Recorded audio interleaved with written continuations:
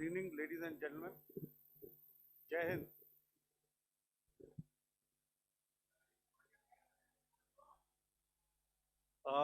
Welcome to this special press conference on Operation Sindoor. We will begin with opening statements by the three senior officers to my right here, who have been directly overseeing operations during Operation Sindoor. We have Lieutenant General Rajiv Ghai, Director General Military Operations, who will cover the aspects related to land domain. Air Marshal A.K. Bharti, to his right, Director General Air Operations, will provide insights on the air domain. And to my right is Vice Admiral A.N. Pramod, Director General Naval Operations, who will cover aspects on maritime domain. Following their briefings, we will move on to the question answer session. I now request the DGMO to commence the opening brief. Thank you, Sandeep. A very good evening to all of you, ladies and gentlemen. You are all by now familiar with the brutality and the dastardly manner in which 26 innocent lives were prematurely terminated at Pahalgam on the 22nd of April. When you combine those horrific scenes and the pain of the families that the nation witnessed with numerous other recent terrorist strikes on our armed forces and defenseless civilians, we knew that the time had arrived to make yet another compelling statement of our resolve as a nation. Operation Sindoor was conceptualized with a clear military aim to punish the perpetrators and planners of terror and to destroy their terror infrastructure. What I do not state here, of course, is the often stated determination of India and its intolerance to terror. It set into motion a very diligent and microscopic scarring of the terror landscape across the borders and the identification of terror camps and training sites. The locations that emerged were numerous, but as we deliberated more, we realized that some of these terror hubs were now bereft of any presence and had preemptively been vacated, fearing retribution from us. There was also a term of reference and our own binding, self-imposed restriction to target only terrorists and thus prevent collateral damage. There were 9 camps that you are now all familiar with, which were confirmed by our various intelligence agencies to be inhabited. Some of these were in POJK, while there were others that were located in the Punjab province in Pakistan. Nefarious places such as Muridke, the hub center of the Lashkar-e-Taiba, has over the years bred infamous characters such as Ajmal Kasab and the likes of David Headley. What followed was a careful scrutiny of each of these sinister locations, their layout, configuration, even the type of construction in each structure, and the terrain obtained around these. This was with an obvious intent to deduce and identify the exact vector that was required for their neutralization, as also the eyes in the sky that we would send up to ensure that we brought back evidence that we had indeed targeted what we set out to. The precise images of these engagements on that fateful and historical night have already been showcased during the first press statement on the 7th of May that was helmed by our Foreign Secretary. I have no doubt in my mind that we achieved total surprise, and those strikes across those 9 terror hubs left more than 100 terrorists killed, including high-value targets such as Yusuf Azhar, Abdul Malik Rauf, and Mudassir Ahmed that were involved in the hijack of IC-814 and the Pulwama blast. The line of control was also violated soon after by Pakistan, and the erratic and rattled response of our enemy was apparent from the number of civilians, inhabited villages, and religious sites such as Gurudwaras that were unfortunately hit by them, leading to a sad loss of lives. The Indian Air Force played a major part in these strikes by engaging some of these camps, and the Indian Navy provided wherewithal in terms of precision munitions. The Indian Air Force obviously had their assets up in the sky, and I will here request Air Marshal Bharti, the Director General of Air Operations, to detail for you the methodology that the men in blue adopted to successfully manifest this mission. Thank you, Rajiv. A very good evening, ladies and gentlemen. It indeed is a difficult time that we have to come here like this and brief you. We could have done without this, but we had no choice. As the DGMO has detailed, the event was precipitated by the dastardly act at Pahalgaon. The sequence of events have already been detailed. We carefully selected the targets, and out of the 9 selected targets, the target systems that were given to the Indian Air Force were the notorious training camps at Bhavalpur and Muridke, these being further from the international boundary.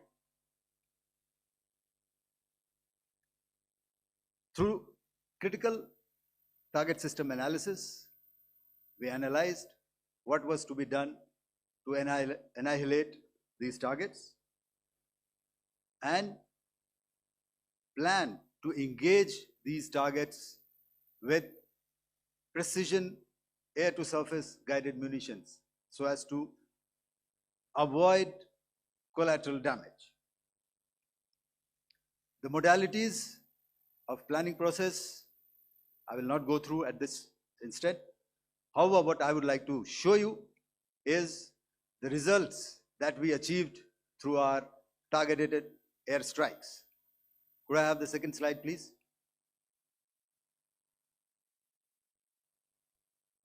Yeah, change, please.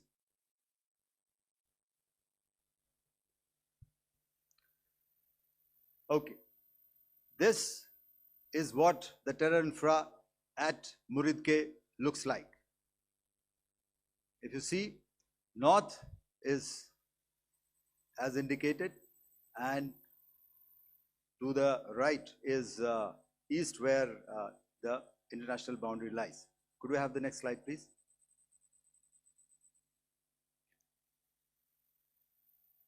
Orientating. Just go back one slide. Okay. Please have a look at this red building, the series of buildings out here, and this empty ground. Next. If you relate, the empty ground is here, and you see this is the first weapon that is impacting. This is the impact point number 1 on Bharti training camp with our precision guided weapon on early morning 7. Next, please. Keep your eyes glued for the second weapon coming in and the second impact on the selected target point. Next slide, please.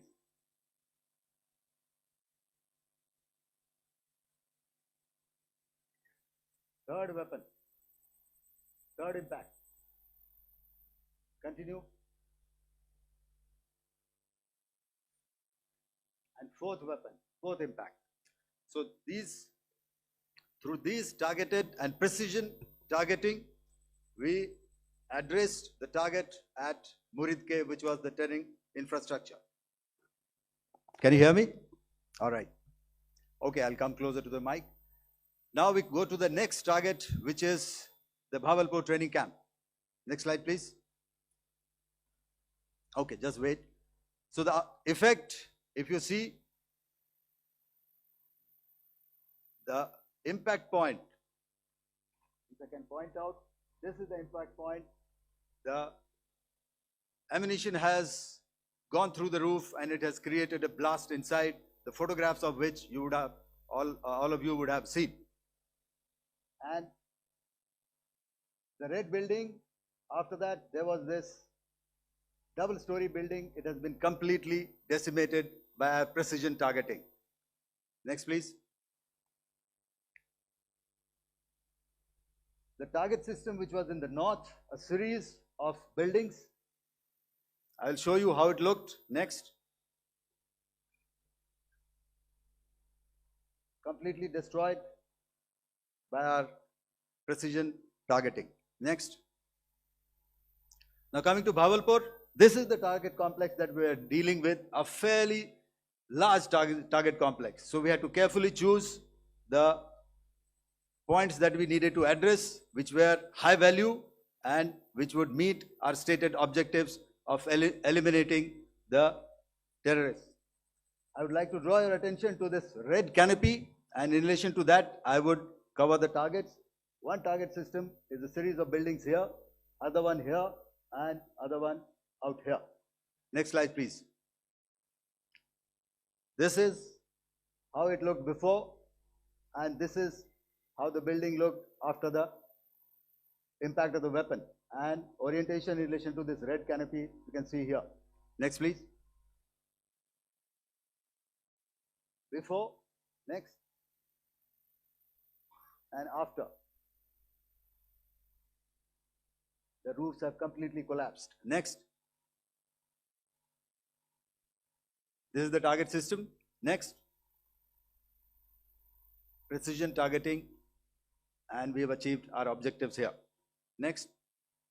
All right. So that was what we did on the 7th. Our objective was to address these two terrorist camps, and that we did with precision. And thereafter, we maintained a robust air defense posture, because remember, our objective was to target the terrorists and terrorist infrastructure, not any other infrastructure, not the Pakistani military, not the Pakistani any other infrastructure. So that is what we have maintained on the 7th of May. However, what we saw in the evening of 7th of May, we were saturated with a raid of Pakistani unmanned aerial vehicles and small drones.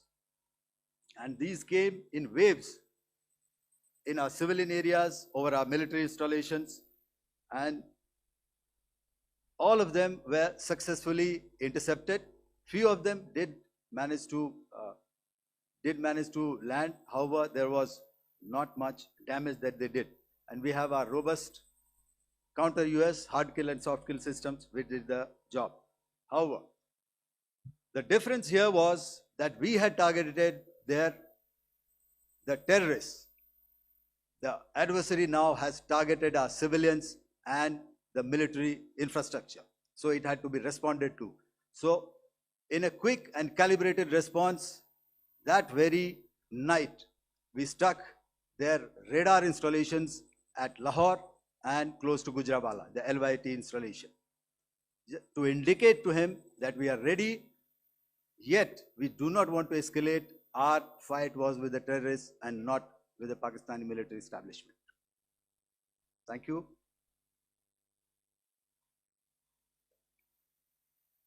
Thank you, Air Marshal Bharti.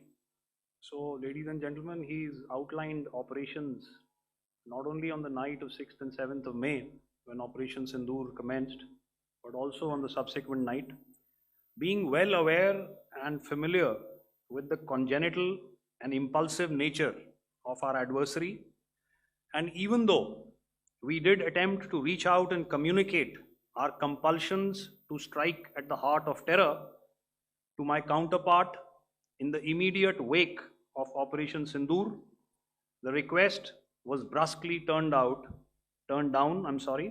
with an intimation that a severe response was inevitable and in the offing.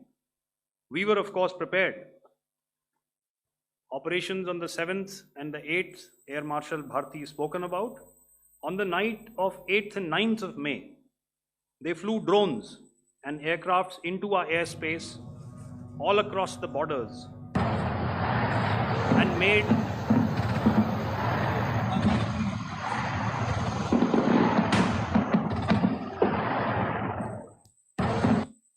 made largely unsuccessful attempts to target numerous military infrastructure. Violations on the line of control by Pakistan also commenced yet again and precipitated into fierce arty engagements. The air operations on the night of 8th and 9th of May, I'll yet again request the DG Air Operations to cover.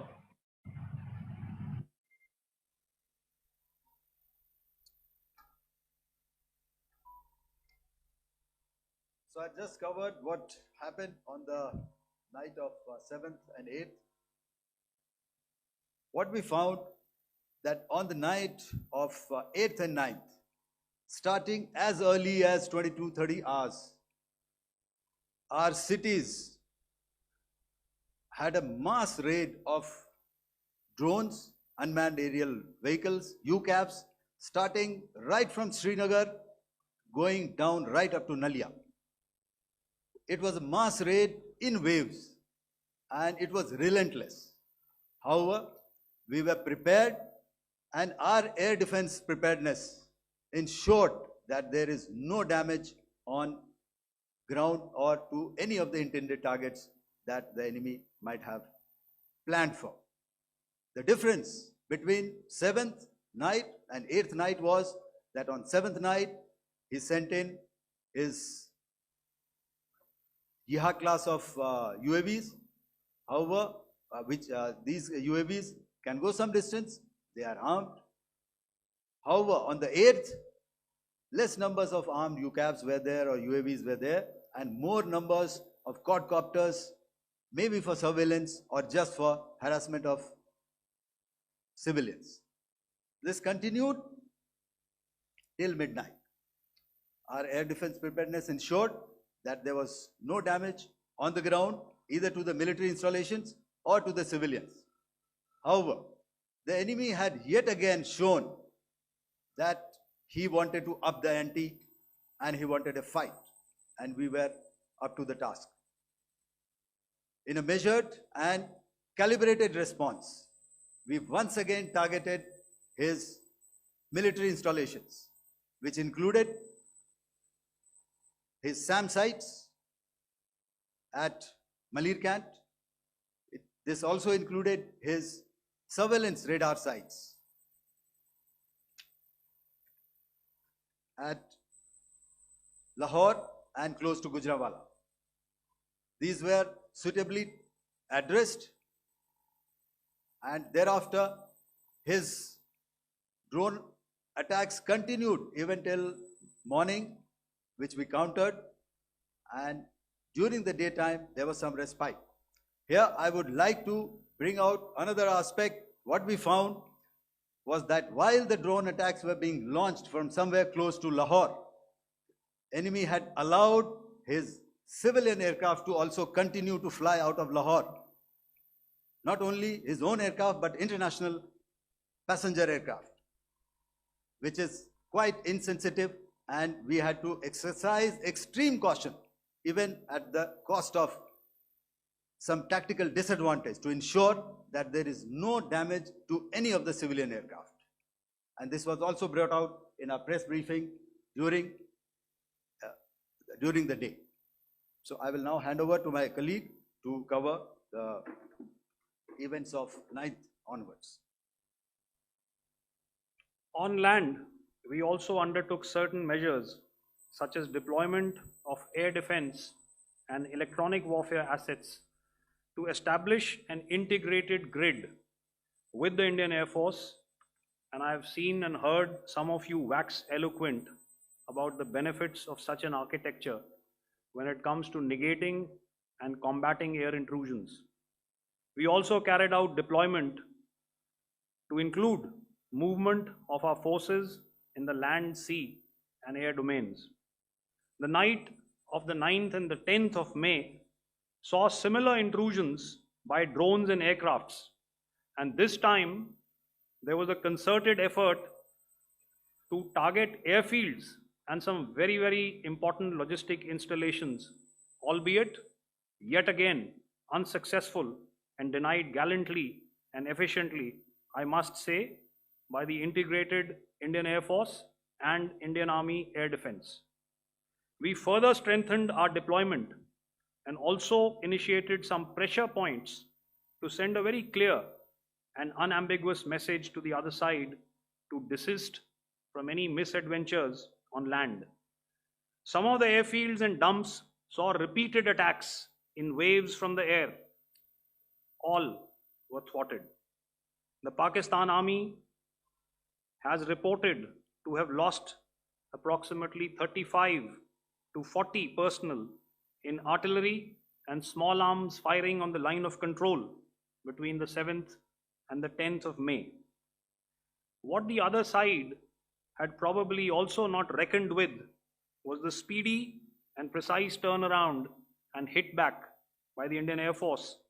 And I will yet again ask Air Marshal Bharti to speak about these significant and game-changing strikes.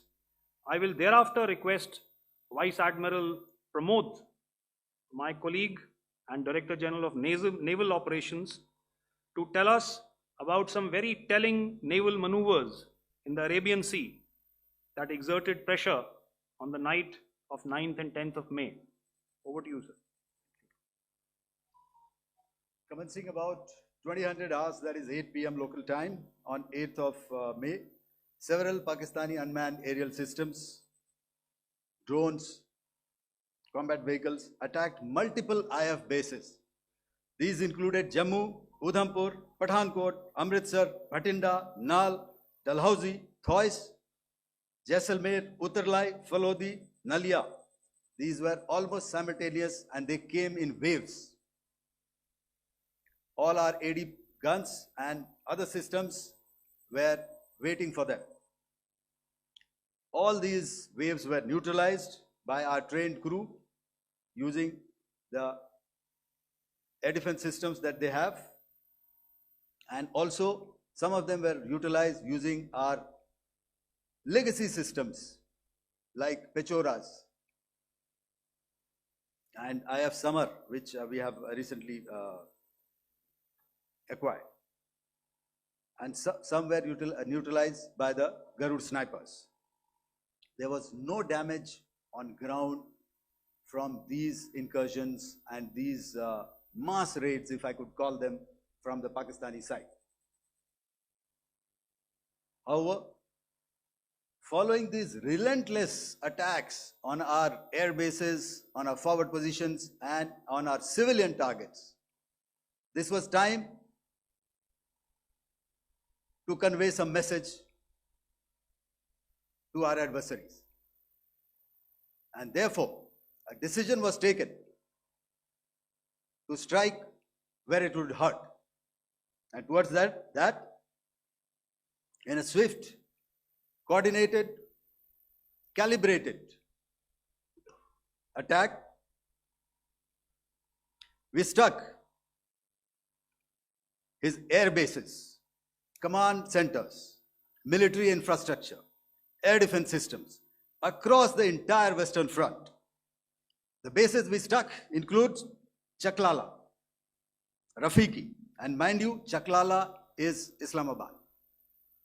Rahim Yar Khan, Sakar, sending a clear message that aggression will not be tolerated. This was followed by strikes at Sargoda, Bholari, Jacobabad. We also struck the C2 centers at Murid, the UAE complex at Murid, Rafiki, radar at Chunia, which I will show you, Rahim Yar Khan airfield, and the unmanned combat aerial vehicle hangar at Sakar. I would like to reiterate here that we have the capability to target every system at these bases and more. However, it was only a measured response to instill good wisdom to our adversary to refrain from further escalation. IF response was directed only at military installations, avoiding civilian and collateral damage. I would now like to show you some of the effects that have been achieved as a result of our air operation.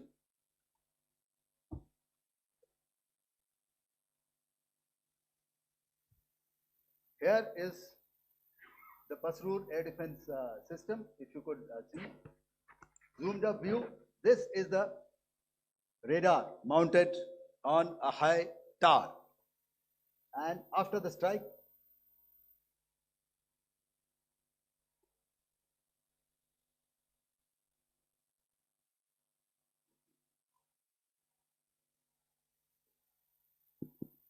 thank you. Can you hear me? Yeah, thank you.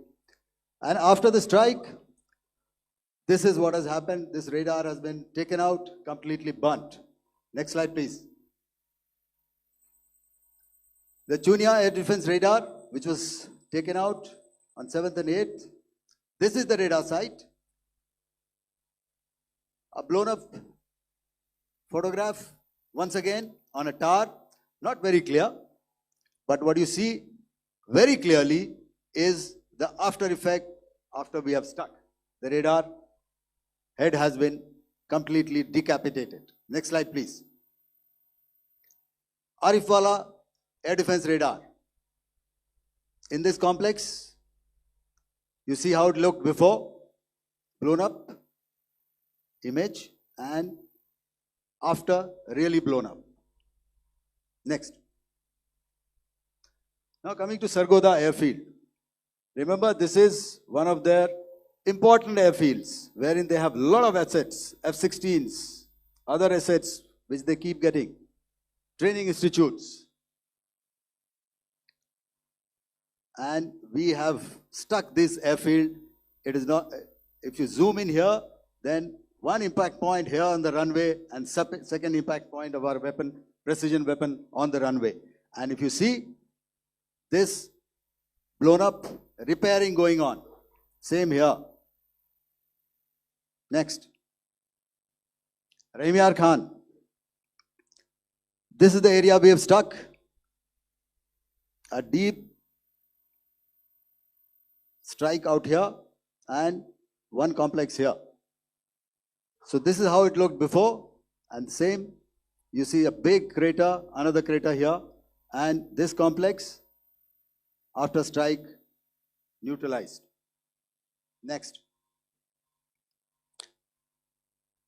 Chaklala airfield, Noor Khan, once again a major air base, a lot of their logistic assets out here. This was the chosen complex that we intended to strike and convey a message. Next slide, please. This is how it looked before, and this is how it looked after our strike. Next. Sakar. We chose the radar site at Sakar. This is the radar site. And after it was struck, this is the aftermath, completely burnt out. Next, please. Aircraft shelter. This is how it looked before the strike, and this is how it looked after the strike. The roof of the buildings completely caved in and burnt. Next. Bolari Airfield, aircraft hangar. This is how it looked before, and this is how it looked after the precision strike. Next. Jacobabad, aircraft hangar, and this is how it looked after. Next. So what I'm trying to convey here, ladies and gentlemen, is to start with, our fight was neither with the Pakistani military nor with anybody else who's there on the other side. Our fight was with the terrorists. We neutralized the terrorists that we selected to be neutralized, and thereafter we only maintained the air defense posture. However, we were relentlessly pounded by waves after waves, night after night, by his UCAVs, by his drones, and by his other unmanned aerial systems. And that left us with no choice but to retaliate, and yet our retaliation was calibrated, it was graduated, and it was proportionate. Thank you.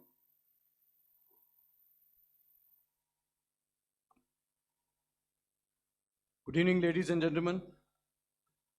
In the aftermath of the cowardly attacks on innocent tourists at Pahalgam in Jammu and Kashmir by Pakistani-sponsored terrorists on 22nd April, the Indian Navy's Carrier Battle Group, surface forces, submarines, and aviation assets were immediately deployed at sea with full combat readiness in concert with the Joint Operation Plan of the Indian Defence Forces. You may be aware that we tested and refined tactics and procedures at sea during multiple weapon firings in the Arabian Sea within 96 hours of the terrorist attack. The aim was to revalidate our crew, armament, equipment, and platform readiness to deliver various ordnance on selected targets precisely. Thereafter, our forces remained forward deployed in the Northern Arabian Sea in a dissuasive and deterrent posture with full readiness and capacity to strike select targets at sea and on land, including Karachi at time of our choosing. The forward deployment of the Indian Navy compelled Pakistani naval and air units to be in a defensive posture, mostly inside harbors or very close to the coast, which we monitored continuously. The Indian Navy maintained seamless maritime domain awareness throughout the duration and was entirely aware of the location and movement of Pakistani units. In effect, we had and continue to have good battle space transparency using our maritime domain awareness grid. As you are aware, our response has been measured, proportionate, non-escalatory, and responsible from day one. Accordingly, the calibrated approach considered all options, including the ability of the Indian Navy for offensive action from and at sea. As part of this escalation control mechanism, the application of force by the Navy was planned in a synchronized manner in coordination with the Army and Air Force, the highlight being teams from the three services working closely in an integrated manner.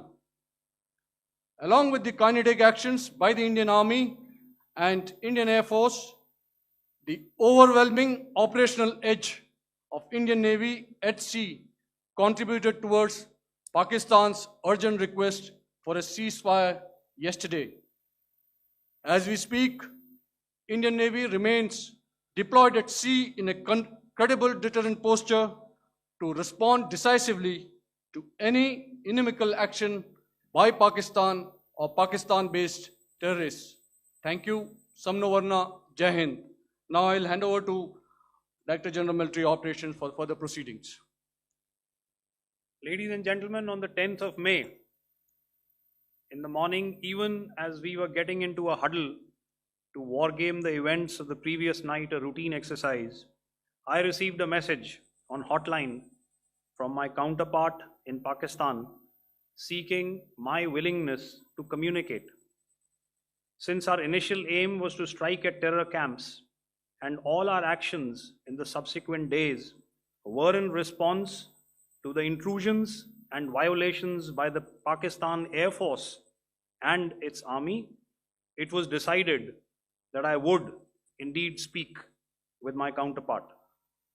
You are already aware, I've seen it being covered on national television, that my communication with the Pak DGMO was conducted at 15:35 hours yesterday and resulted in cessation of cross-border firing and air intrusions by either side with effect from 1700 hours 10th of May, after he proposed that we cease hostilities. We also decided to further speak on the 12th of May, that's tomorrow, at 1200 hours, to discuss the modalities that would enable the longevity of this understanding. However, disappointingly, and must I add, expectedly, it took only a couple of hours for the Pakistan Army to violate these arrangements by cross-border and across the line of control firing, followed by drone intrusions across the expanse of the Western Front through last night and in the early hours of the morning today. These violations were responded to robustly and dealt with as they must be. We have earlier today sent another hotline message to my counterpart highlighting these violations of the understanding between the DGMOs on the 10th of May and our firm and clear intent to respond to these fiercely and punitively, if repeated tonight, subsequently, or later. In this regard, I must inform all of you that the Chief of Army Staff has earlier today conducted a security review and has granted full authority to our Army commanders for counter actions in the kinetic domain in case of any violation by Pakistan. In the end, I pay my solemn homage to my 5 fallen colleagues and brothers from the armed forces and civilians who have tragically lost their lives in Operation Sindoor. Our hearts go out to the bereaved families, and we express our solidarity to them in this lifetime and beyond, at this grave juncture in their lives.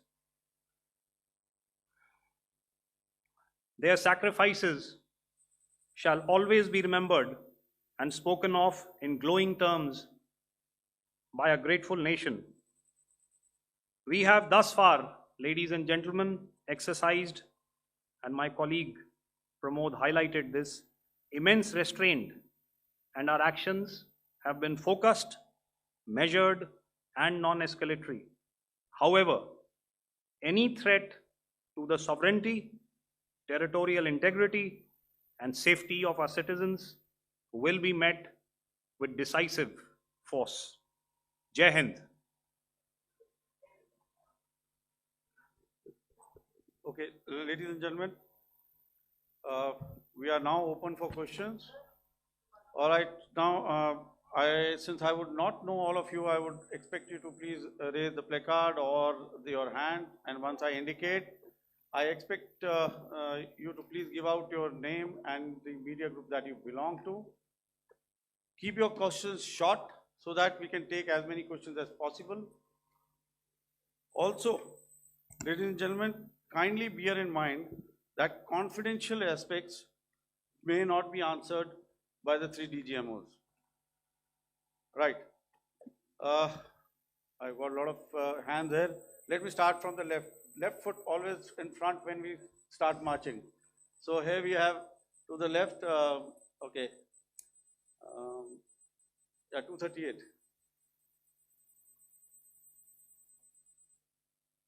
Hello. So this is Manas Pratimhuyan from PTI, Press Trust of India.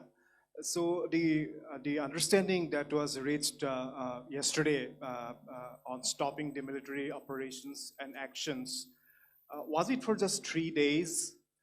And what would be the cost escalation if there is violation of this understanding by the Pakistani side?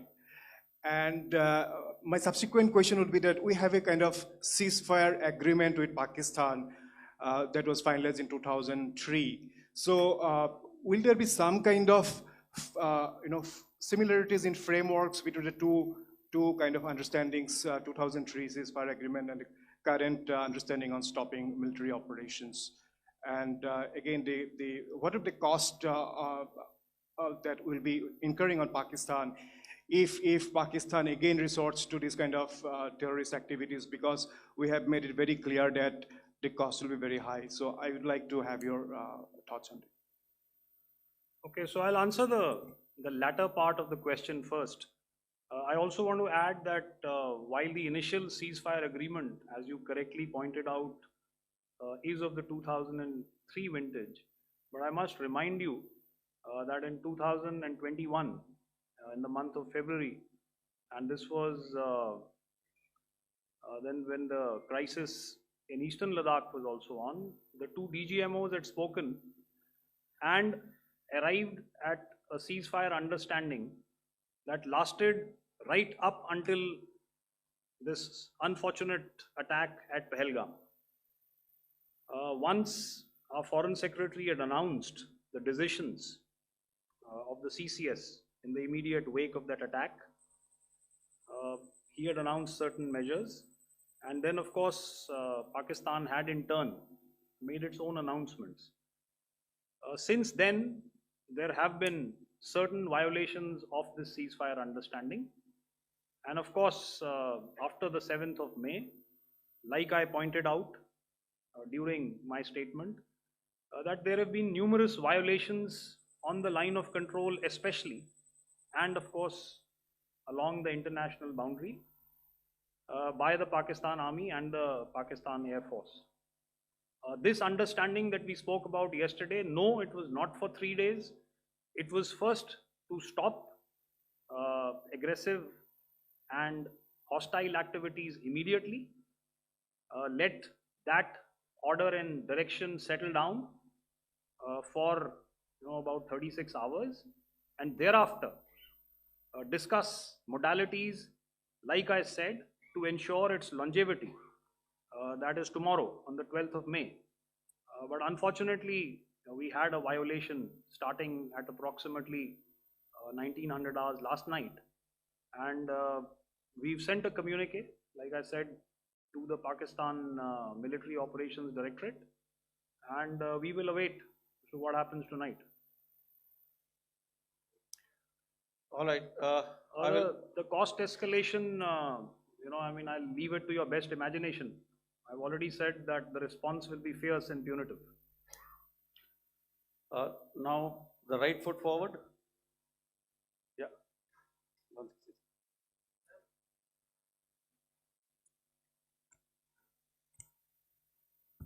Sir, I'm Ajit Dubey from ANI, sir.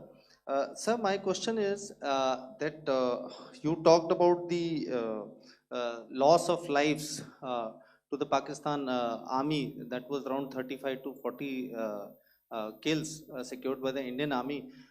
Sir, can you tell us what would be the total loss of life to the Pakistan army in both army and air force attacks, sir? And how good was the performance of the BrahMos, Scalp and the S-400 during the operations? And sir, since we have sir, just one line. No multiple questions, please. Sir, all right. And since sir, we have achieved such a spectacular, we have made good achievements in this entire operation. can we say that we have emerged victorious, or we have a big upper hand over the Pakistanis in this entire conflict? Thank you very much, sir. So I'll answer the question about the loss of lives on the other side. Of course, there are various means to ascertain that number. There is information from various agencies that come in. There are, of course, on the line of control, other ways to find out as to what has been the effect of what you are doing there in ceasefire violations. So therefore, I mentioned 35 to 40 on the line of control, and please remember that once Operation Sindoor was launched, the responses of the Pakistan Army were also on Indian Army or the Indian Armed Forces infrastructure. Let me put it that way. So that's why I did not cover casualties of the Pakistan Army, at least in the initial phases of battle, because those were not our targets. Our targets were terror oriented. And of course, later, once they launched air intrusions and air operations on our infrastructure, we've used heavier weapons, and of course there would have been casualties, but those are still being assessed. The effects of the weapons that you mentioned, I will request Air Marshal Bharti to apprise all of you about those. Good evening, Mr. Ajit. How are you? Ajit, okay, you're meeting after some time. I never mentioned about any of the weapons that we use. Check. Okay. What I was saying, that I never mentioned of any of the weapons, the caliber that we used. All right, so we'll leave it at that. Those are matters of operational details which I would not like to go into. But suffice to say that whatever methods and whatever means we have chosen, it had the desired effects on the enemy targets. How many casualties? How many injuries?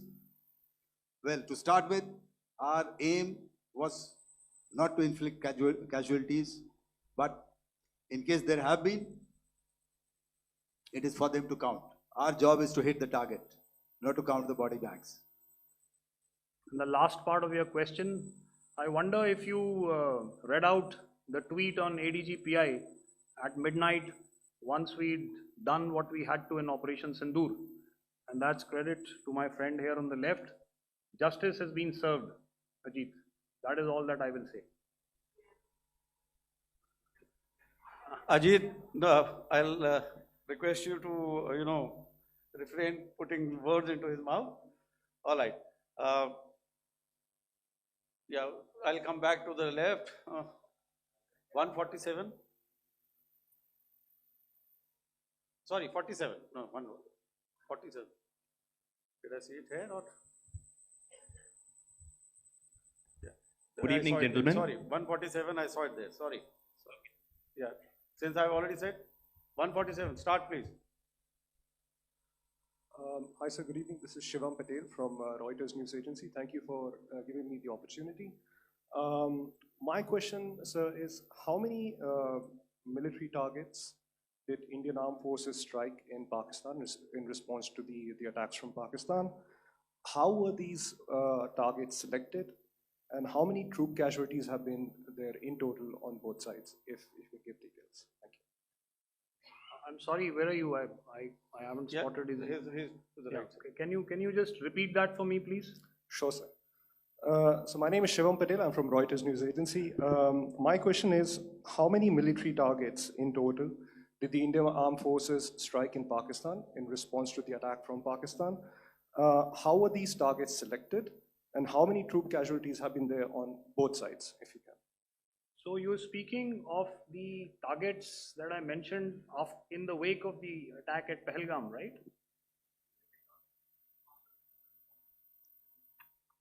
Yeah, I think it's amply clear to everybody here that the Pakistan Army has not crossed the international boundary, neither in the plain sector nor on the line of control. So the intrusions have been in the air. There have been certain attempts on the line of control when ceasefire violations have been on to try and infiltrate and carry out and perpetrate activities that we are all very well familiar with. Whether these are by terrorists or by the Pakistan Army or its special forces and commandos is difficult to say, but each of these have been effectively thwarted. So therefore, as far as engagements of military targets on the other side is concerned, I thought Air Marshal Bharti covered those very well and in detail, and he also mentioned as to how they went about targeting those. I think those images were very clear and very, very graphic in telling us as to what we needed to hit. And you'll remember right at the outset, I said that we even went into what was the construction in each of these locations, and therefore decided on the vector that had to be utilized. Please. Okay, if I could add to what the DGMO has said, I have already detailed the targets. Now, whether it is X numbers or Y numbers is that is immaterial. And what damage have we inflicted? You have seen.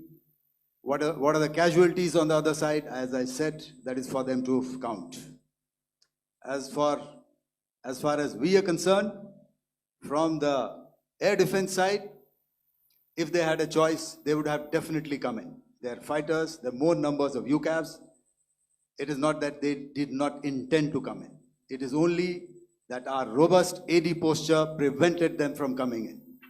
So that must be known, and that must be realized by all the audience here. Yeah, I'll come to the left now, 24.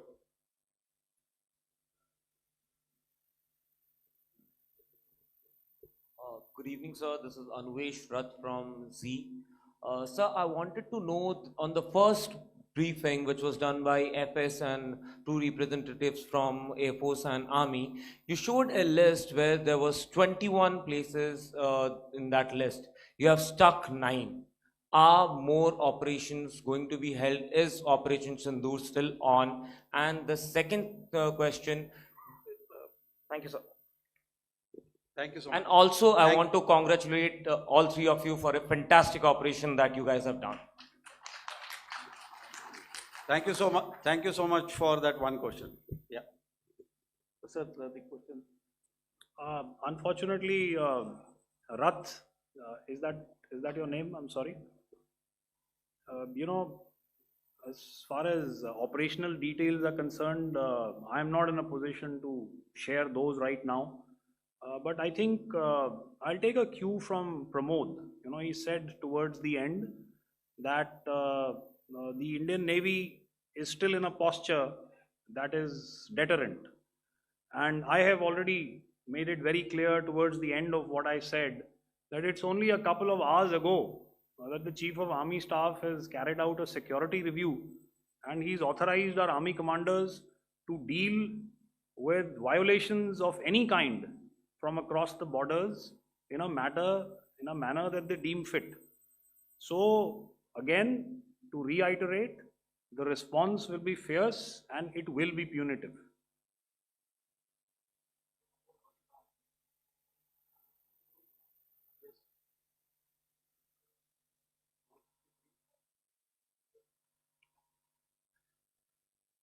I'll go back this side now. Yeah, 255. She said middle wale kya karenge, so 255. Oh, sorry. Good evening, sir. I'm Shailesh from National Defense. Please allow me, first of all, to pay my gratitude for protecting us Indians. Thank you very much. Sir, since the enemy has been talking about taking down our aerial platforms, it would be deemed fit in case we can reveal that we have taken down their fighter jets. What could be the number? Though you said that they may be not good to reveal the platforms, but since this has come from various quarters in Pakistan, so I believe that we need to answer, in case if you can, sir, if you may allow. The question is for me? Yes, sir. Okay, and if I get it right, you want to know how many of their planes we have downed? Yes, sir. Yes, sir. All right. See, as I said, their planes were prevented from coming inside our border. All right. So we do not have the wreckage with us, but definitely we have downed a few planes. Numbers, we would not like to hazard a guess out here. Okay. I have the numbers, okay, and we are getting into the technical details of it to establish it. So I would not like to put a figure at this time, but definitely there are losses from their side which we have inflicted. Were they, Please don't ask. were they fourth generation plus, sir? No, See, sir, you're putting words into my mouth. Why do you Sir, say fourth generation? Let us make it high tech. Thank you so much, sir. all Thank right. Yeah, 163.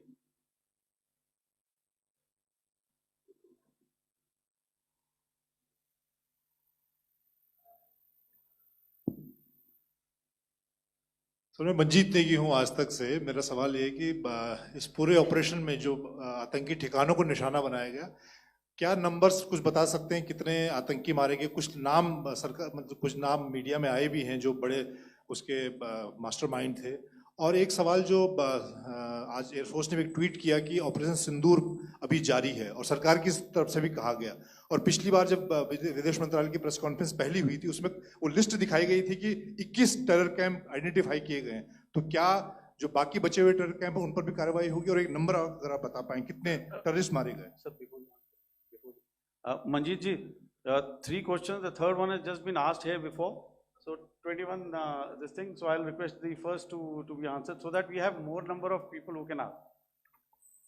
Manjeet, जब मैंने statement दिया तो मैंने शुरू में ही कहा कि जैसे ही ऑपरेशन सिंदूर कॉन्सेप्चुअलाइज हुआ तो हमारा जो पीछे की कार्रवाई होती है स्पेड वर्क और टारगेट्स को आइडेंटिफाई और एनालाइज करने की कार्रवाई शुरू हो गई थी। मैंने जब स्टेटमेंट दिया तो मैंने बताया कि बहुत सारे थे, हमने 21 दिखाए होंगे और भी हैं, लेकिन वो लिस्ट फिल्टर करते करते 21 तक पहुंची। अब क्या आगे एंगेज किए जाएंगे? अगर ज़रूरत पड़ेगी तो ज़रूर एंगेज किए जाएंगे, लेकिन मैंने बताया कि इस समय जो इंट एजेंसीज ने हमें बताया कि फलाने कैंप में प्रेजेंस है, हमने उनको एंगेज किया। कुछ नाम मैंने लिए, कुछ नाम अभी पुख्ता किए जा रहे हैं। मैंने आपको बताया कि जो इंट एजेंसीज ने अभी तक असेसमेंट किया है उसमें उन्होंने कहा है कि तकरीबन 100 से ज़्यादा मारे गए हैं।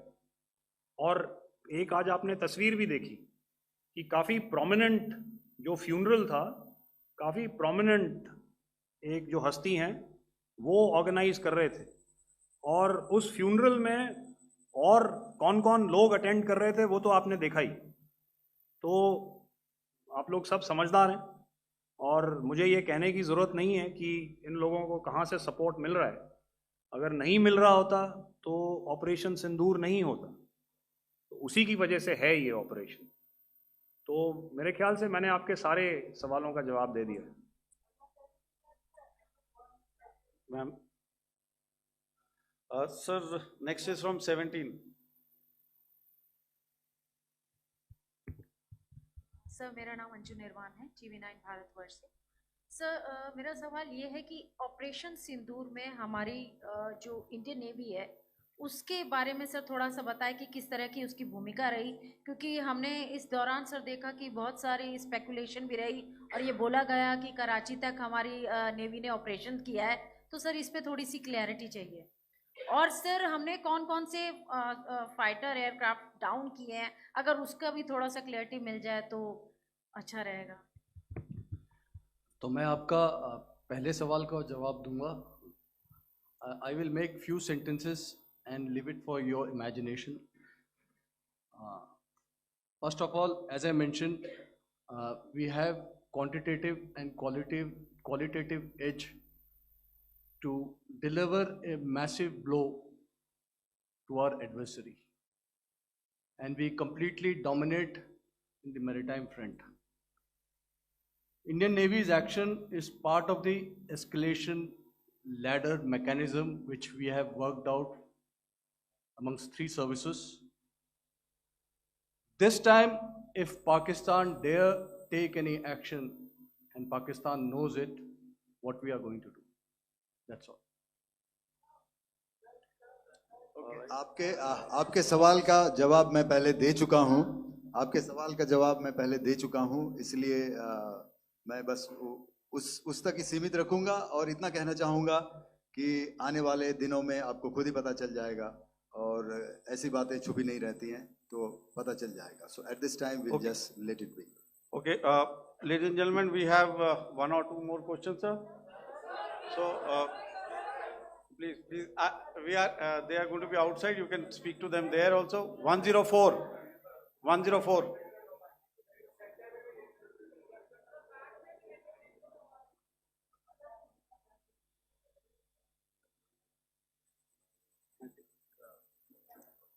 Yeah, ask, sir.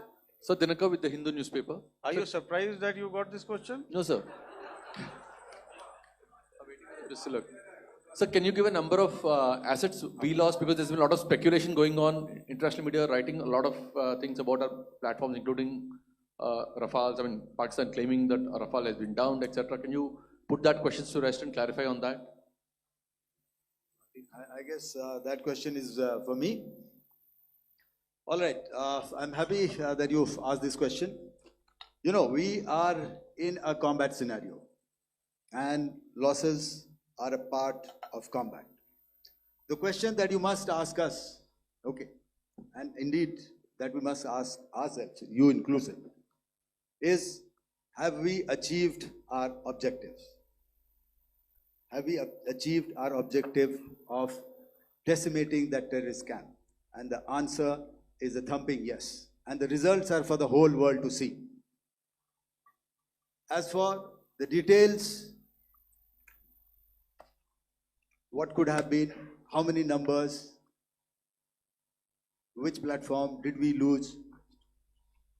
You know, at this time, I would not like to comment on that, because we are still in a combat situation. And if I comment on anything, it will only be advantage adversary. So we don't want to give him any advantage at this stage. All I can say is that we have achieved our objectives that we selected, and all our pilots are back home. Thank you. Okay, hold. Please don't. Please be civil here. So we'll have 220 now. Hello sir, this is Anita Chaudhary sir from Swadesh newspaper.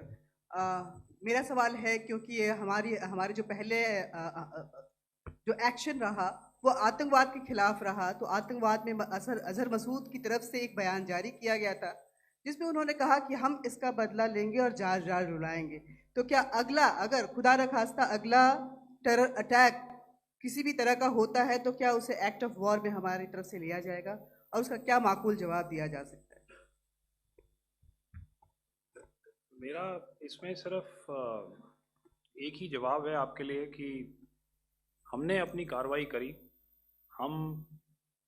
हमने उसके बाद मैंने अपने statement में भी बताया कि ये कम्युनिकेट करने की कोशिश करी कि हमने इस तरीके से ये जो स्ट्राइक्स हैं वो क्यों की.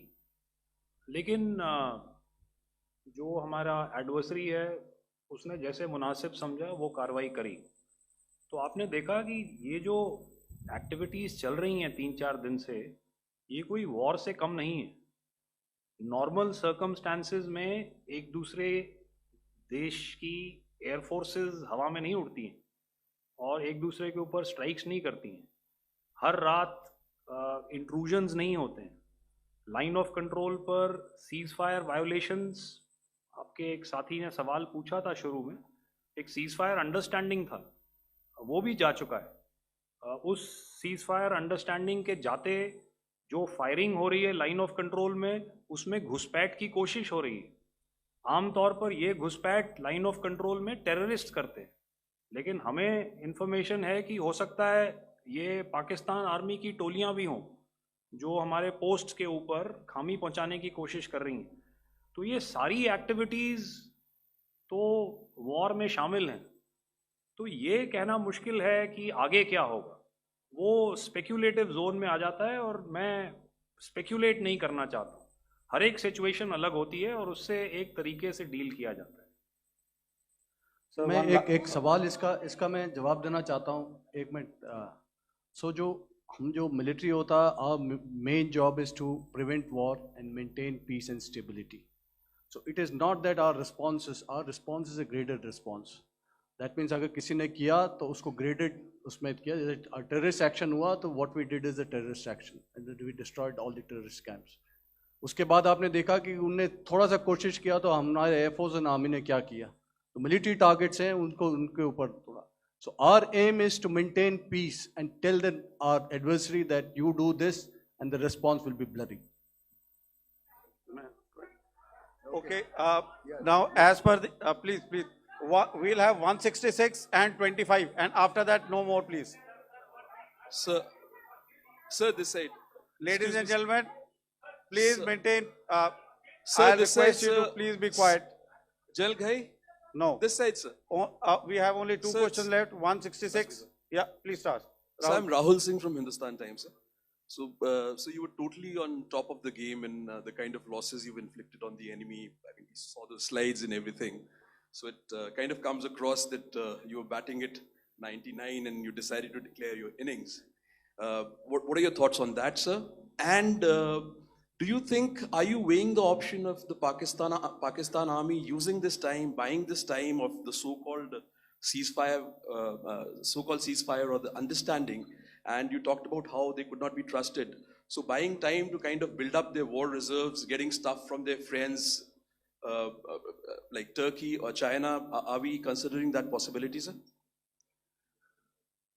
Look, see, the call came from the Pakistani side to speak about cessation of hostilities. What pauses mean during such conflicts is known to everybody. You know, I don't want to go into the pros and cons of how preparation for war is made. You know, that is a process in itself. But I think my senior colleague here, the DG Air Operations, spoke, or he alluded at least, you know, to what this operation was precisely and specifically meant for. And I think that's something that we achieved, you know, right at the outset.